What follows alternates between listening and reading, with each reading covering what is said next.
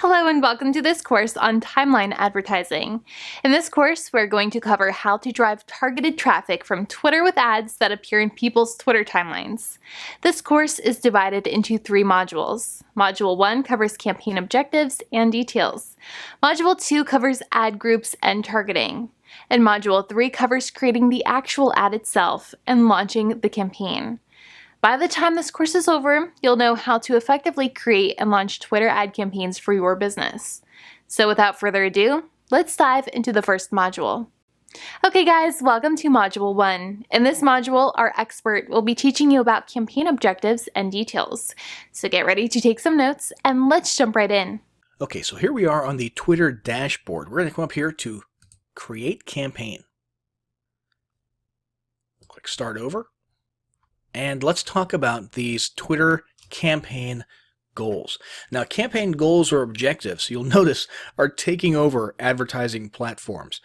Google, AdWords, Facebook, and a bunch of other ones have chosen to create this step in their ad creation process where you can choose common campaign objectives and then those guide you with hints and tailorizations throughout the ad creation process. We've already seen that with a few of the other big ones. Now we're seeing it with Twitter. And overall, I think it's definitely a good thing, certainly more user-friendly. If you've been doing some of these on your own sort of ad hoc in the past, then you'll probably notice it's a little bit different now. So let's talk about app installs first. App installs is pretty simple. If you have a mobile app, if that's your business and you want to get more people to install it on their phone, literally click a link on Twitter and then that takes them to the App Store for your respective, OS, and then install your app.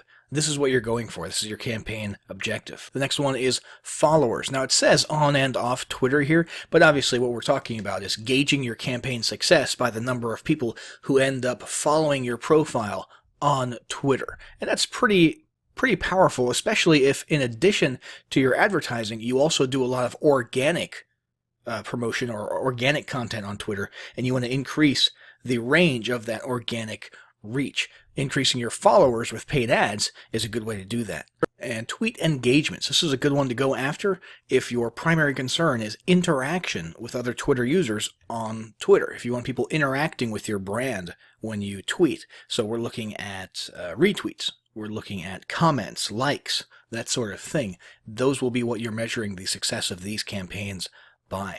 Over here we've got promoted video views. That's pretty self-explanatory. Video, although it's not thought of as the primary thing on Twitter, since there's length restrictions and stuff, is still pretty powerful on Twitter, and video ads are a pretty significant and impactful way to get your message across. Website clicks or conversions. This is probably the most standard issue, meat and potatoes type of campaign goal. This covers sort of everything, especially things like lead generation, right? So you actually want people clicking away from Twitter and coming over to your web properties, namely, a landing page where you're collecting a lead, or if you're doing content marketing, maybe to a content piece with a retargeting pixel, or if you're selling something directly, sales pages, e-commerce stores, product listings, that sort of stuff. All that is going to come here, and my guess is somewhere around 60-70% of those of you who are watching this video are going to be relying on this one somewhat heavily. App re-engagements. So the app is already installed on their phone, and you want them to click on a Twitter ad that reminds them to log back in and use it. Okay, so if you're running some type of a video game app for iOS or Android, and this is a good way to get those people to log back into that app and play in that game with a nice, maybe a video ad or something. You actually see a lot of people doing this, a lot of companies doing this. What's that one? Clash of Clans is doing that type of thing with ads all the time. In-stream video views, pre-roll. This sounds a lot like YouTube's in-stream video, and that's basically what it is. You're taking other people's content, you're taking existing content, and you're sticking your little video ad at the very beginning of it. It's going to be pretty short, but you get some pretty cool placement there that you wouldn't otherwise get. Awareness. This, you don't really care about the retweets. You don't really care about clicks to your website. You don't even really care about followers. What you want is your brand identity, literally your name, your logo, your identity in front of as many eyeballs as possible. Okay, so this is based on, impressions. Even if people are just swiping by and not really super conscious of the fact that they've just seen your brand, you're sort of building that subconscious top of mind awareness, and this is a good campaign for building that. So now let's go ahead and click on followers. Let's say that we're trying to build a follower campaign so that we can increase our organic reach without having to pay for ads on Twitter. All right, and how it works, this is a little explanation of how things work. You're going to promote your account to build an engaged audience. You're only paying for the followers you gain. So it doesn't matter what type of engagement you get on this post. We could get, 100 retweets and likes and comments and all that good stuff, clicks to our website, pretty much anything. And we're not being billed for any of that. So that's all just extra, That's all just gratis. What we're paying for is just people who click and follow our profile on Twitter. So this is pretty sweet if that's your primary goal. And you've got all the basic stuff here. You've got your campaign name. You've got a start date. You've got an optional end date. So let's talk about some reasons you might have an end date. Let's say you've got a sales quota coming up. An end date might be useful. In fact, an end date in conjunction with accelerated delivery, which will spend your budget faster and try to get your ad in front of more eyeballs in a more frequent and quick way. Those two things could work together quite well. If you've got a live event coming up, an actual physical live event that's happening on a specific day, well, obviously, that's got to end at some point, preferably a few days before the event, so that would be a good time to utilize an end date for your campaign, as well as accelerated delivery. A product launch where you've literally just got a 7-day window. That would make sense to have a start and an end date, and maybe even an accelerated delivery, okay? But most people are probably just going to let ads run evergreen, most brands on Twitter, because it's a part of their actual, day-to-day life, their day-to-day advertising. Then we've got, daily budget. And then we've got total budget, which is optional. So if we want to spend, let's say, $25 per day, and sort of indefinitely, however, we want this particular campaign to run out after, let's say, $2,000, we can configure it in this manner. So after however many days, this will eventually grind to a halt when we hit our total budget, and then we can sort of stop and breathe and look back at the campaign to see how it performed and whether or not we want to change things up a little bit, start a new campaign, use a different approach. So that's pretty much it for campaign details. I'll set this back to standard. We're going to hit next up here, and that's going to bring us to the add groups page, and that's what we'll discuss in the next lesson. Hey folks, welcome to Module 2. In this module, our expert will be covering ad groups and targeting. So get ready to take some notes and let's jump right in. All right, so here we are on the ad group page. Now the first thing you'll notice is that some of these variables seem to conflict with the variables on the campaign creation page. However, this is overlap, okay? This is sort of compartmentalization. The idea is you can have multiple ad groups, and so why not compartmentalize and have one ad group with one angle that ends on a certain day, and then have the other one with a different angle take over on a certain day, all within the same campaign. Same thing goes for budget here. You can sort of narrow down and sub-allocate budget to a specific ad group within a campaign if you only want to spend X amount on one marketing angle or one specific type of targeting or something along those lines, but still keep it within one overall sort of umbrella campaign. The next thing here is bid type. Now, by default, it's actually set to automatic bid. If you've done your homework, if you have a pretty solid understanding of the market value of bids for, the various types of engagements or clicks or objectives that you're going for, if you've done your homework, target cost can be something that you can incorporate into your campaign. However, if you haven't and you're new to Twitter ads, it's best if you just let Twitter and their algorithms handle this for you. Then we're going to hit next. This will bring us to our audience page. This is where the magic happens. So our audience page, the first option that you have is if you already have existing audiences, saved audiences. For example, let's say you've got retargeting pixels out there, and you've got Twitter maintaining a list of people who are interacting with your content on the web. you could actually incorporate these right here. We're not going to do that. Demographics. Ideally, before you run any ad campaign, you should have done some market research, or you should already know who your ideal customer avatar is based on all sorts of information. You would take that avatar and then you would use these variables here to match that as much as possible. So age, gender, where they're located, what type of technology they use, and generally speaking, if you haven't done that research, you should try to leave it a little bit broad, okay? So unless you know that your product is going to be more marketable to females, either because of common sense, if it's a female related product, or you've got market research specifically, that where you actually did the studying, you hit the books, and you found out that males are more likely to buy product X than females. Unless you've done that kind of stuff, you should leave this more or less broad. Down here you've got an odd collection of different things that you can specify. Locations, that's obviously pretty common. You can choose countries, you can narrow down to states, regions, that sort of thing, even zip codes. However, the rest of these are a little bit unusual. Operating system version is something that you can target by if you only want people using this or that operating system. Same thing for device models. That's pretty specific. Platforms that they're using. Languages, that's not super special. We see that type of thing all the time. And even carriers.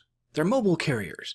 So depending on what you're marketing exactly, those might be relevant to you. Most people probably won't end up using these or narrowing down by these ones right here, though. Just language and location could come in handy for most of you.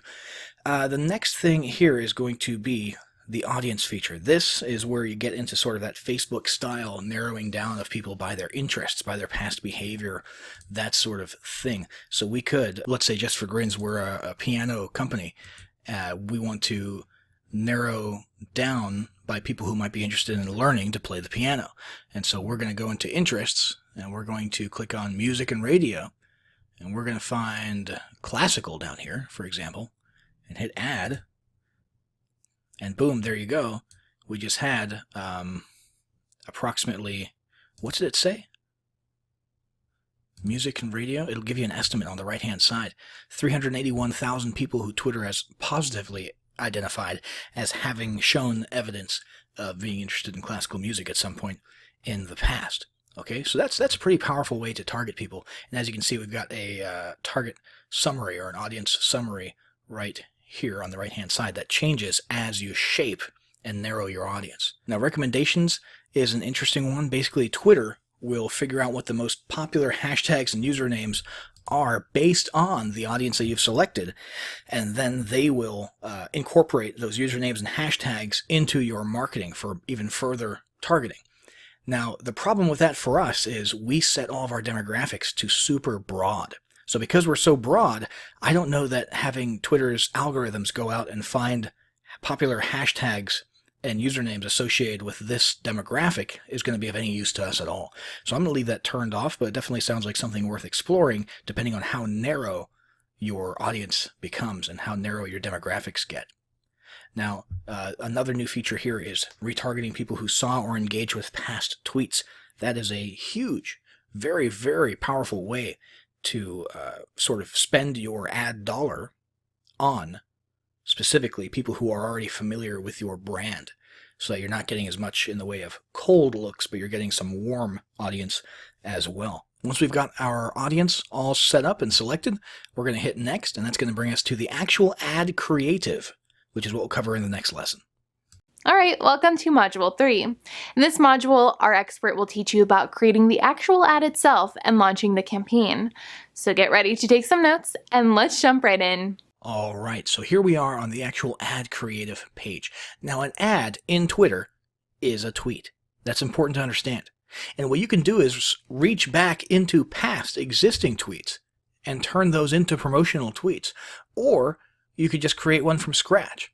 Now, in our case, we've got one right here. And you can shuffle, by the way, by organic tweets that you've done in the past, scheduled tweets, and promoted-only tweets. Right now we have a scheduled tweet that happens to exist.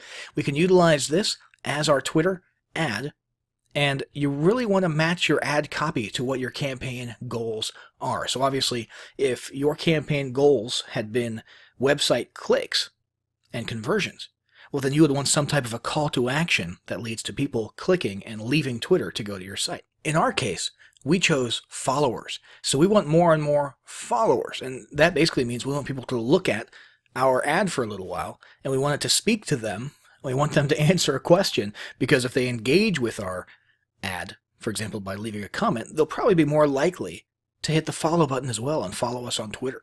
So that's how we sort of structured this ad here. Now, let's go ahead and select it. We'll hit next. Oh, and I should mention, users' timelines is the default setting because that's what Twitter is. That's like 90% of Twitter is the timeline. Okay, but you can also choose to sneak your ads into profile pages and tweet detail pages, which we'll leave selected to increase our reach. Next. All right, so here we are. We can review the details of our campaign and ad group and our audience targeting one final time. We've got our date, we've got our budget, we've got our pacing, we've got our ad group, we've got our audience right here, we've got our placement that we chose, and right here is our actual ad, okay? So a compelling image that sort of pops out, plus a question. Our favorite song to play during piano lessons was such and such. What was yours? All right, so hopefully we'll actually get some comments, some answers, and people choosing to follow us on Twitter so we can increase our organic reach. And that is pretty much the only reason that we're running this ad. That's our campaign goal. We would hit launch campaign. And there you go. Now, once your campaign is published, you're going to want to regularly monitor these stats right here. Okay?